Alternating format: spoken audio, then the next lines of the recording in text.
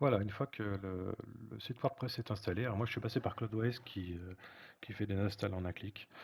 C'est rapide, voilà. Alors seule chose, c'est que ça me met ça en anglais. Donc si on ne change pas l'anglais tout de suite et que je fais l'installation du plugin de WooCommerce, ça va me le mettre en anglais. Après, pour repasser en français, c'est un peu plus long. Bon, après, c'est pas infaisable, faut juste passer en FTP et modifier les fichiers de langue. Rajouter le fichier français. Bon, alors là je vous montrerai un petit peu plus tard. Donc dessus, on va sur Général, dans les options. On va mettre ça en français.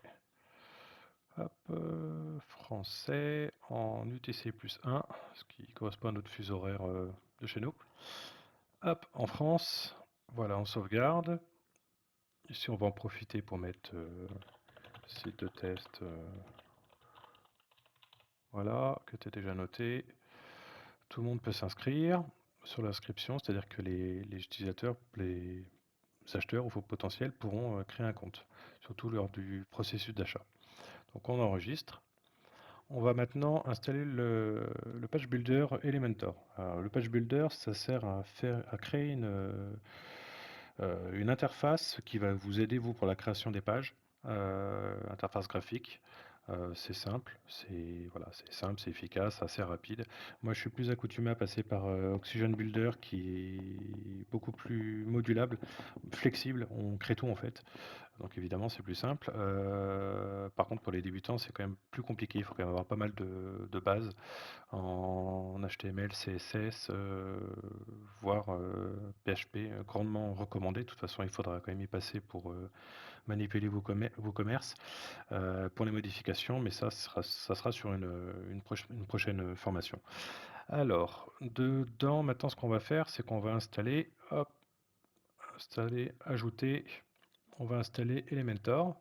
Donc moi, je l'ai déjà dessus. Hop, Elementor, Elementor, Elementor, où es-tu? Dans les builders, Elementor. On va installer ça. Alors, je vais faire une petite pause. Installer maintenant.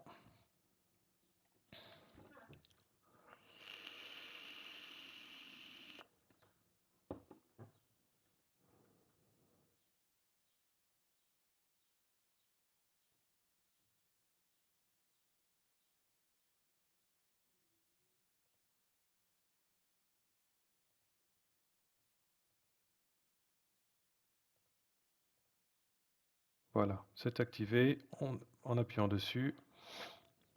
Alors, il demande d'installer, là j'ai la version Pro, il demande d'installer la version basique, le plugin. Donc en appuyant dessus sur Install Elementor Now, ça le fait de suite. Hop, activer l'extension.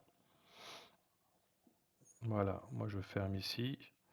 Alors, connect et activer. Pareil, on active ça. Voilà, maintenant le page builder est installé. On verra après comment faire. Donc pour la seconde étape, ce qu'on va faire, c'est qu'on va télécharger l'extension de WooCommerce. Hop, WooCommerce. Installer maintenant.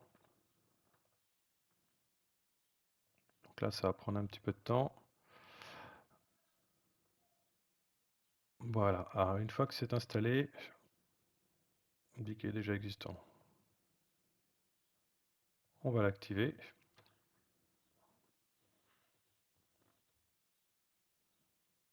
Voilà, donc maintenant on arrive directement avec le setup.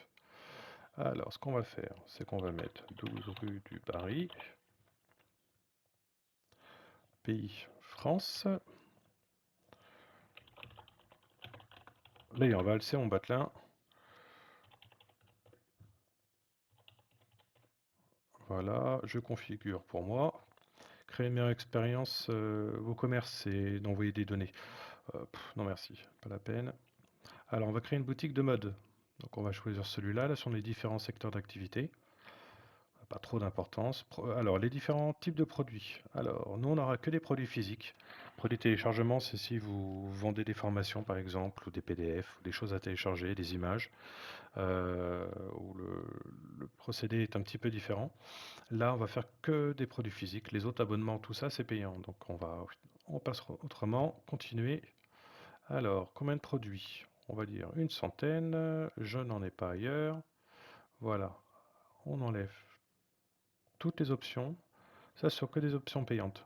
Version, enfin, c'est ils mettent en gratuit, mais c'est du freemium. Mais si vous voulez la totale des fonctionnalités, il faudra passer en version premium, donc payer. Donc moi, j'enlève tout, pas la peine. Voilà, choisir un thème. Donc le thème, ce qu'on va faire, c'est qu'on va prendre Storefront. Donc là, vous voyez, il y a deux types de thèmes, les gratuits, les payants. Évidemment, vous passez sur les payants, il y a plus d'options, plus personnalisables. Nous, on va passer sur un thème gratuit. Donc, on va prendre celui de base de WooCommerce qui s'appelle Storefront.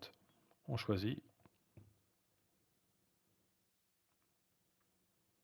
Donc là, ça va nous l'installer. Et voilà, installer sur votre site.